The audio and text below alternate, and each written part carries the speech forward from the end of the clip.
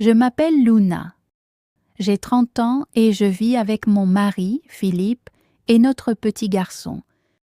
Notre fils s'appelle Léo. Il a 5 ans, l'âge des rêves simples et des rires qui remplissent toute une pièce. Nous habitons un petit appartement dans une rue calme. Il n'y a qu'une chambre, un petit salon et une cuisine étroite. Ce n'est pas grand, mais c'est chez nous. Nous n'avons pas beaucoup de choses. Pourtant, nous avons l'essentiel. Nous prenons soin les uns des autres. Philippe travaille dans une entreprise de construction. Chaque jour, il se lève tôt et travaille dur. Il porte des charges lourdes, répare des murs, affronte le soleil brûlant comme la pluie glaciale. Il ne gagne pas beaucoup d'argent, mais son emploi est stable. Son salaire nous permet de payer le loyer, les factures et la nourriture pour la semaine. Nous n'avons pas d'argent en trop pour des vêtements neufs, des voyages ou des plaisirs inutiles. Nous sommes une famille simple. Nous voulons la paix, pas le luxe. Philippe me répète souvent qu'un jour, il nous offrira une vie meilleure. Il rêve d'un meilleur poste, d'un salaire plus élevé. Il veut se sentir fier, en tant que père et en tant que mari. Moi, je lui dis toujours qu'il est déjà un homme bon, qu'il est déjà suffisant. Pourtant, au fond de mon cœur, j'avoue que je rêve moi aussi d'un peu plus de confort, d'une jolie robe, d'un petit gâteau pour l'anniversaire de Léo, d'un peu de liberté loin des inquiétudes quotidiennes.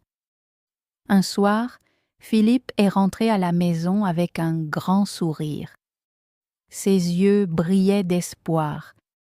Il s'est assis près de moi, a pris mes mains dans les siennes et m'a dit « Mon patron m'a annoncé que je vais avoir une promotion le mois prochain. » Mon cœur a bondi de joie.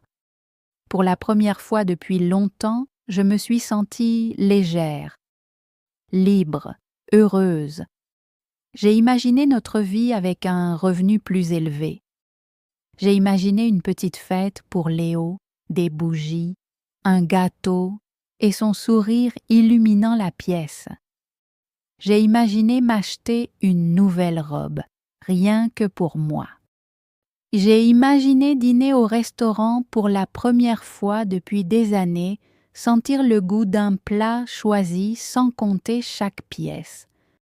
Ce soir-là, Philippe était si heureux. Il a serré Léo dans ses bras et l'a soulevé dans les airs en riant. « Papa va bientôt avoir un meilleur travail », a-t-il dit avec fierté. Léo a éclaté de rire et a applaudi de ses petites mains. Tout semblait chaleureux, lumineux, comme si enfin la vie s'adoucissait. Mais la vie change vite, trop vite. 2 semaines plus tard, Philippe est rentré tard. Son visage était grave, ses yeux fatigués. Il ne souriait pas. Il s'est assis sur une chaise sans dire un mot. J'ai senti mon cœur battre plus fort, plus vite. « Qu'est-ce qui ne va pas, Philippe ?» ai-je demandé d'une voix tremblante. Il n'a pas levé les yeux vers moi. Il a enfoui son visage dans ses mains. Après un long silence, il a murmuré « Ils m'ont laissé partir ». Un froid m'a traversé. Pendant une seconde, je n'ai pas compris. « Qu'est-ce que tu veux dire ?» Il a pris une profonde inspiration. L'entreprise ferme certains bureaux. Ils disent qu'il n'y a plus assez de travail. Ils m'ont licencié. J'ai eu l'impression que le sol se dérobait sous mes pieds. J'ai regardé mon mari. Ses yeux étaient humides. Il essayait de ne pas pleurer, mais je voyais la douleur qui le déchirait de l'intérieur. Je me suis assise près de lui et j'ai pris sa main. Je lui ai dit que tout irait bien, qu'il trouverait un autre travail, que nous allions nous en sortir. Mais au fond de moi, j'avais peur. Notre vie était déjà difficile. À présent, elle me semblait impossible. Cette nuit-là, je n'ai pas dormi.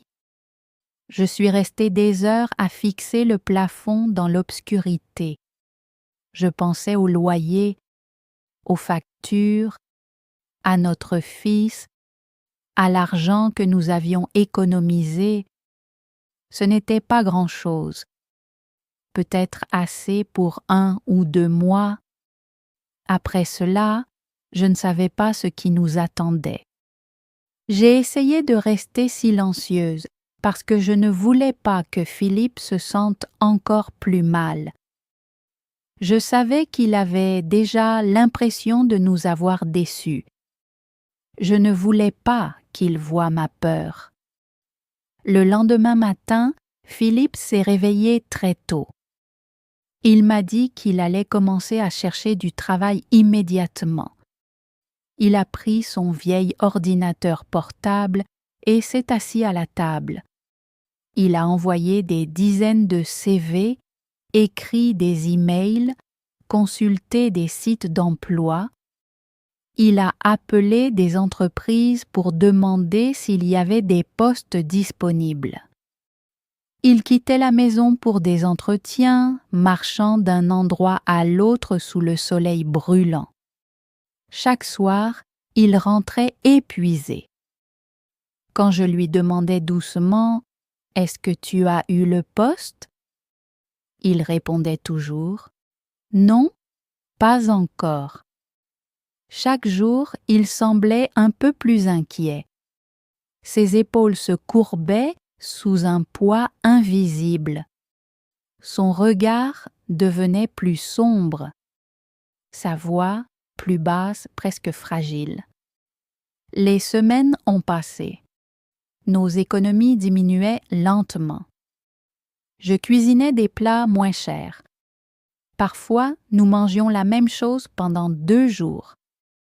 Je découpais de vieux vêtements pour en réparer d'autres pour Léo. Ses chaussures se sont abîmées, alors je les ai recollées avec de la colle. Je n'achetais plus rien pour moi.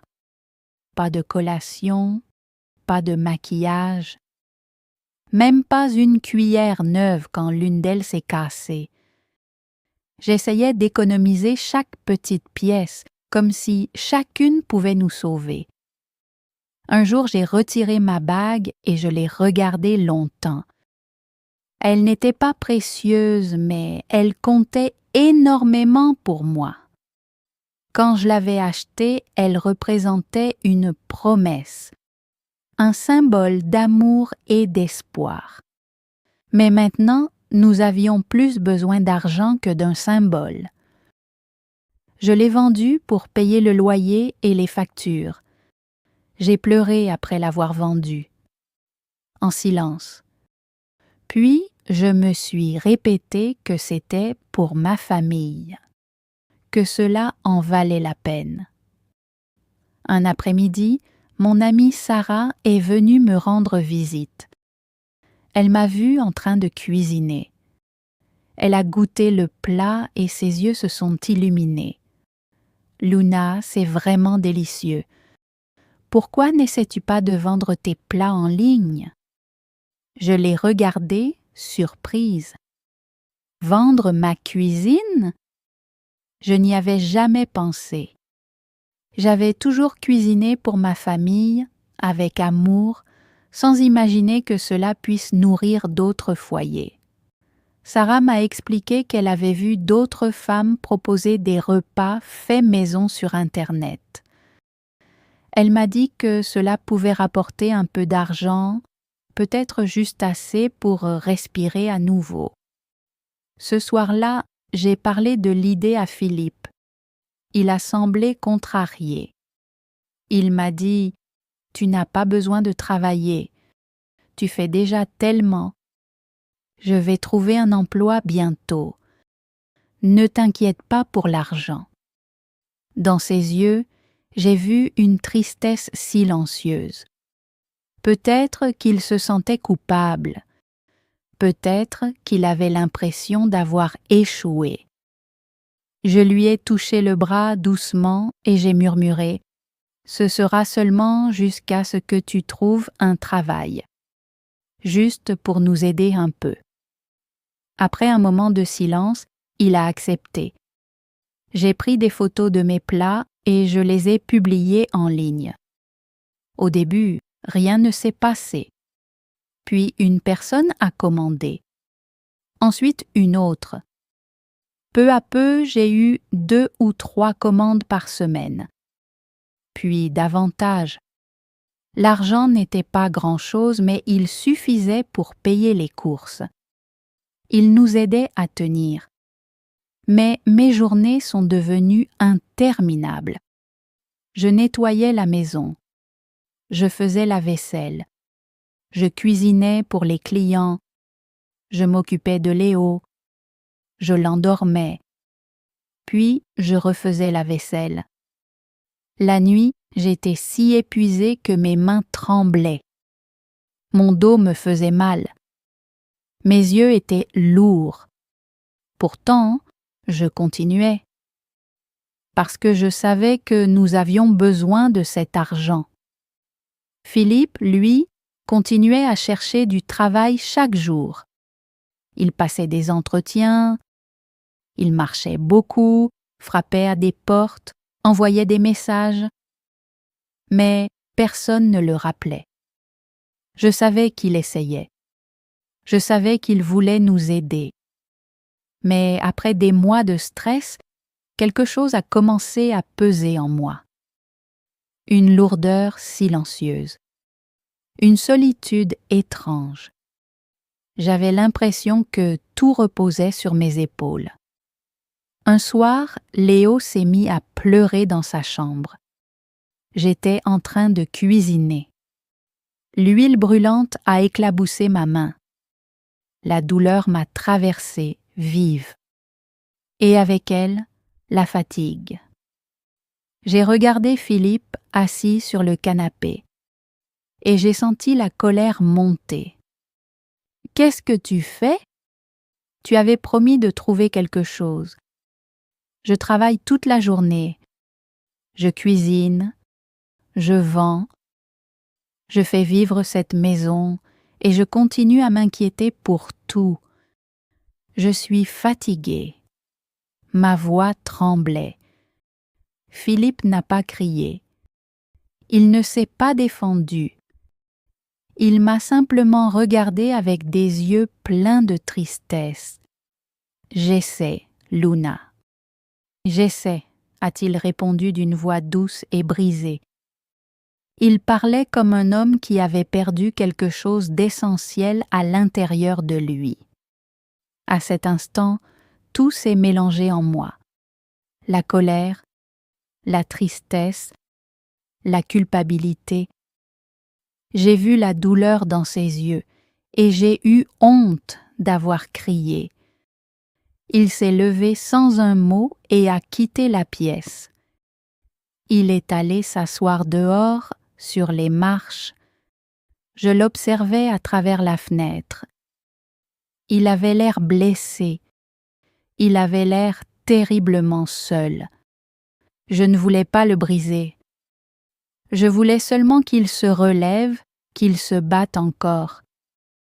Mais au fond, je savais qu'il se battait déjà. La vie était simplement devenue trop lourde pour nous. Le lendemain matin, nous nous sommes excusés tous les deux.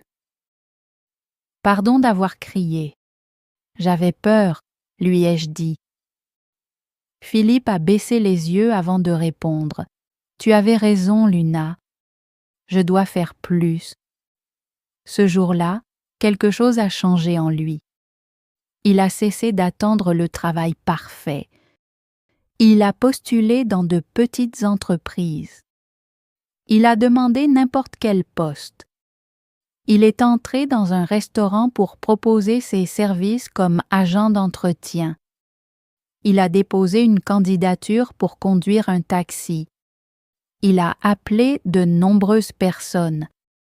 Personne ne l'a engagé. Mais il n'a pas abandonné. Il a continué jour après jour. Les jours ont passé et Philippe cherchait toujours du travail. Il partait tôt le matin et rentrait tard le soir. Parfois, il marchait pendant des heures. Parfois, il prenait le bus et faisait la queue longtemps pour un entretien. Il rentrait toujours avec un visage fatigué. Quand il franchissait la porte, je levais les yeux vers lui et j'essayais de lire dans son regard. J'espérais y voir une étincelle d'espoir. Mais bien souvent, je n'y voyais que l'inquiétude. Je posais toujours la même question. « Est-ce que tu as eu le poste ?»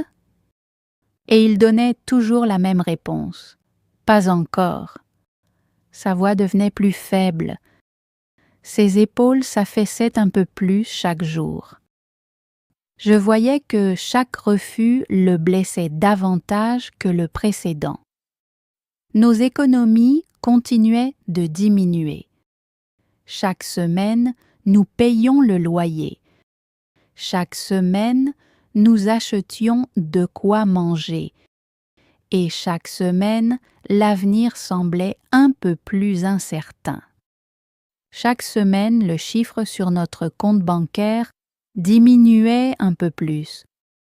Je vérifiais l'argent plusieurs fois par jour. Je comptais les pièces. Je comptais les billets. Je comptais chaque petite chose comme si cela pouvait ralentir le temps.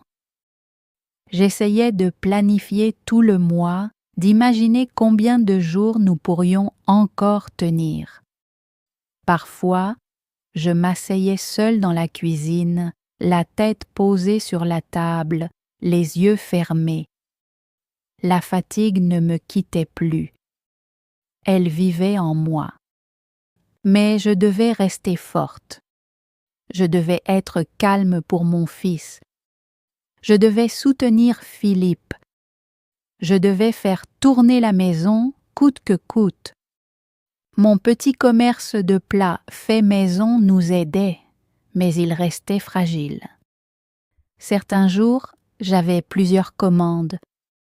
D'autres jours, aucune. Je me levais tôt pour préparer le petit déjeuner de mon fils. Ensuite, je nettoyais la maison. Puis, je cuisinais pour les clients. Je préparais soigneusement les repas, je les emballais et je les envoyais. Quand un client aimait mes plats, il revenait. Quand il n'aimait pas, il disparaissait. Alors je faisais de mon mieux. Je voulais que chaque repas soit savoureux, propre, préparé avec soin. Mais au fond, j'étais épuisée. Je n'avais pas le temps de me reposer. Je n'avais pas le temps de penser à moi. Je n'avais même plus le temps de respirer. Un après-midi, je suis restée immobile dans la cuisine et j'ai regardé mes mains. Elles étaient sèches à force de faire la vaisselle, rougies par les casseroles brûlantes.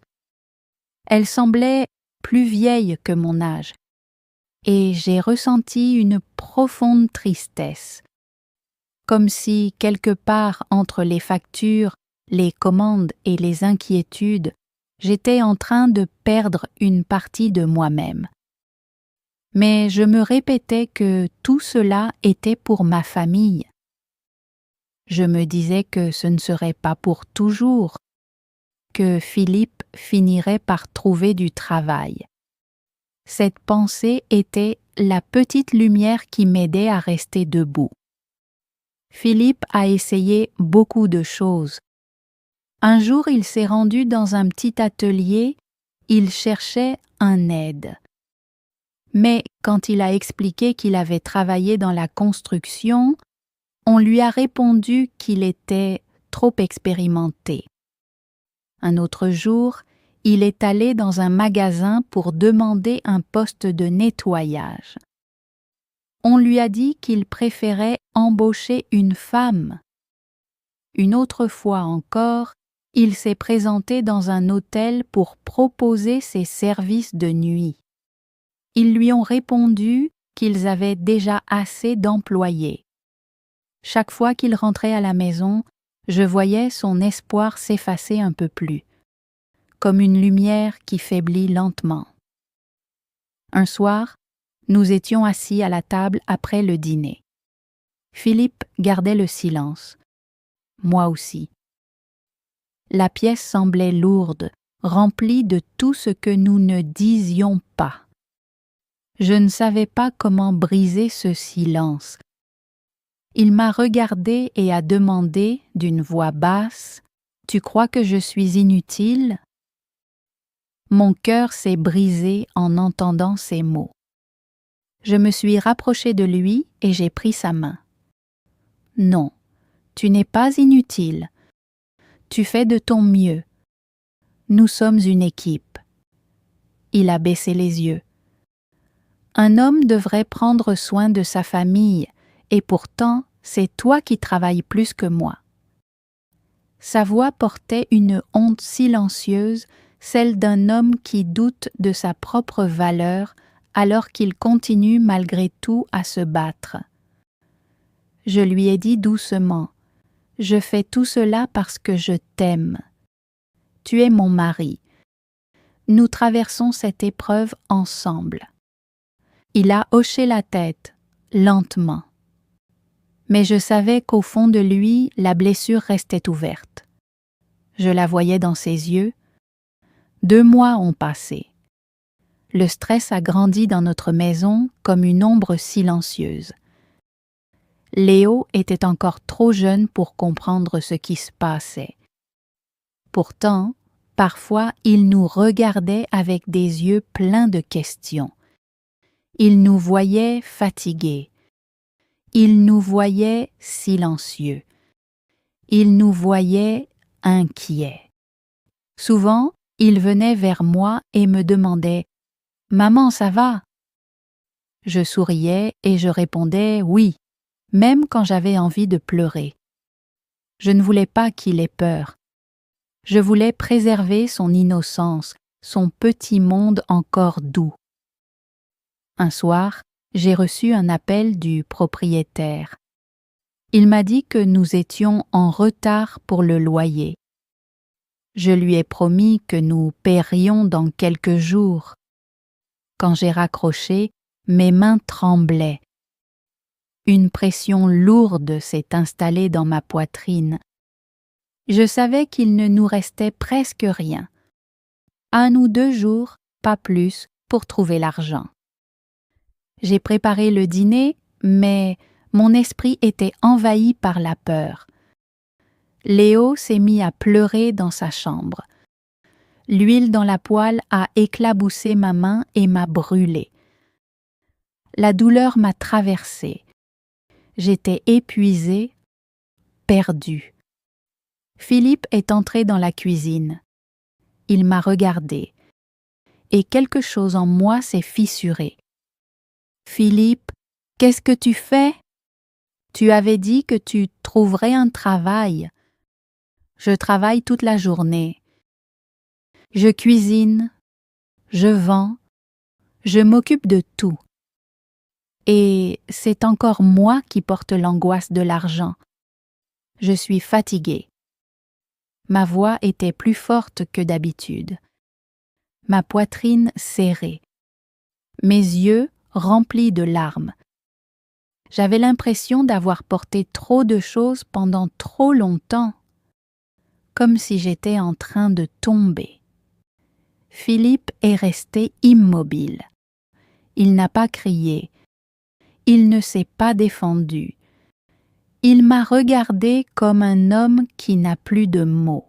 « J'essaie, Luna. J'essaie tous les jours, » a-t-il murmuré. Sa voix était douce, brisée par la douleur. Il regardait le sol. Tout son corps semblait fatigué. J'étais en colère contre la situation, pas contre lui. Mais lui recevait cette colère comme si elle lui appartenait. Après un moment, il a quitté la pièce, il a ouvert la porte et s'est assis dehors, sur les marches. Je suis restée dans la cuisine, les yeux fixés sur la porte entr'ouverte. Je me sentais coupable, je me sentais triste. Je ne voulais pas le blesser. Je voulais seulement de l'aide. Je voulais sentir que je n'étais pas seule à porter tout cela. Je lavais la vaisselle lentement. À travers la fenêtre, je voyais Philippe assis sur les marches.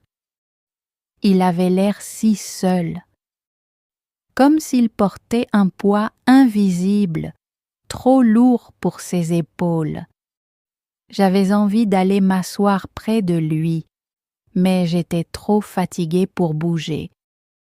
J'ai terminé la vaisselle, je suis allée vérifier que Léo dormait, puis je me suis assise dans le salon et j'ai pleuré en silence. La vie me semblait trop difficile. Le lendemain matin, Philippe est venu vers moi. Il m'a dit qu'il était désolé.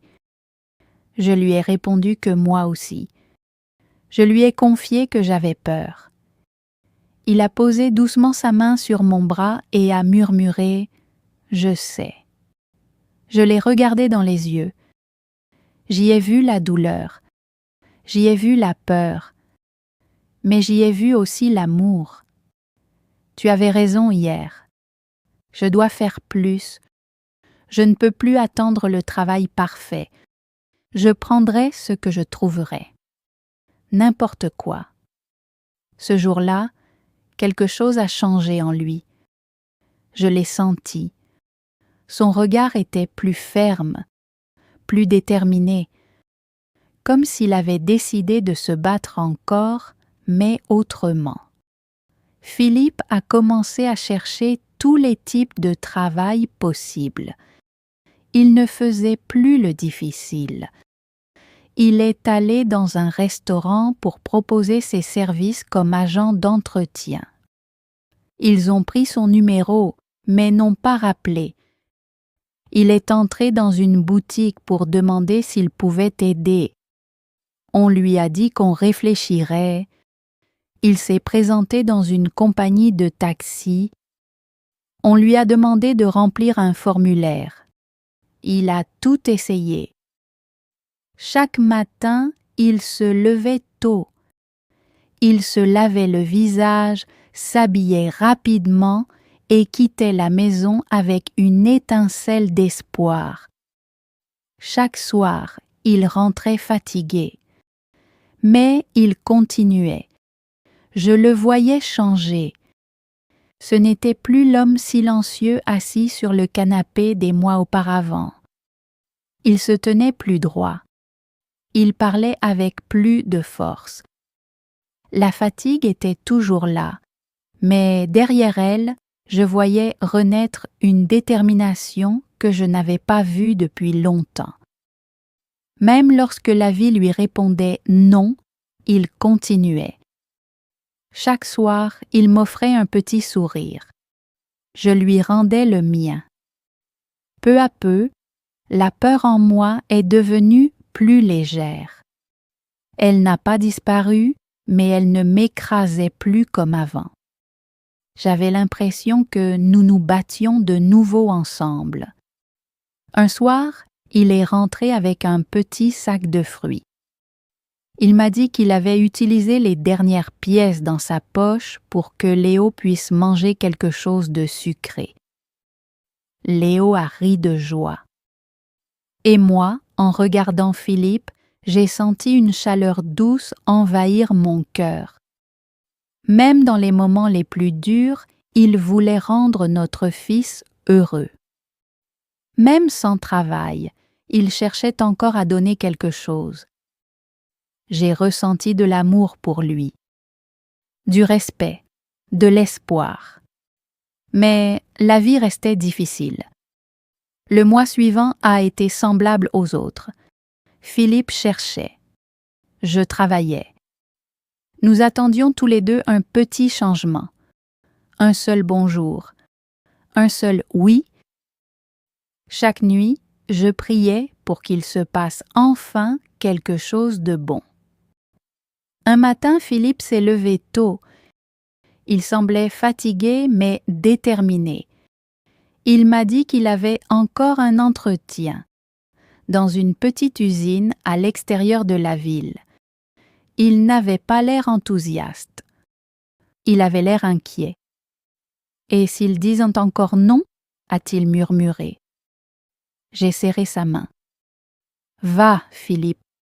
Essaie encore une fois. » Il a pris une grande inspiration, enfilé son vieux manteau et quitté la maison.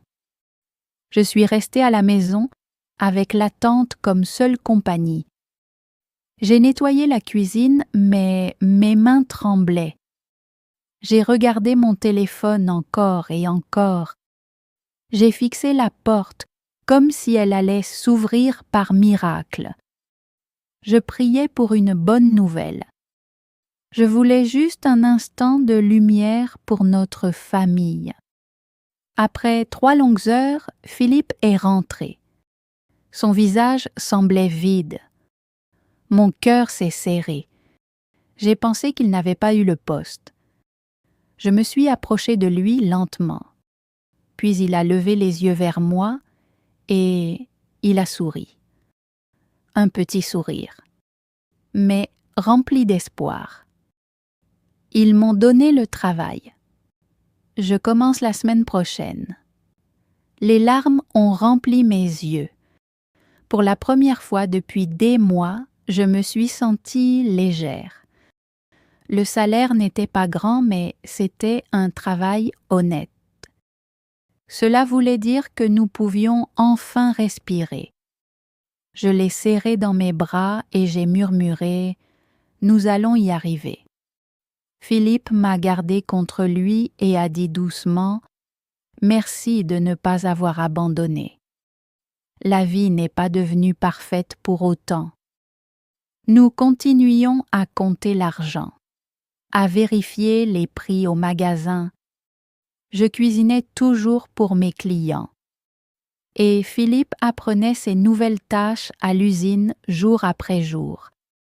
Mais désormais, le poids était partagé. Nous parlions davantage. Nous sourions plus souvent. Nous nous sentions à nouveau comme une équipe. Notre petit appartement retrouvait sa chaleur, sa lumière. Les jours difficiles nous ont appris quelque chose d'essentiel. L'amour et le soutien peuvent maintenir une famille debout, même dans les moments les plus sombres. Merci d'avoir écouté mon histoire. Si cette histoire vous a touché, n'hésitez pas à aimer la vidéo et à vous abonner à Apprends le français pour découvrir d'autres histoires classiques racontées dans un français simple et accessible. Restez avec nous pour la suite.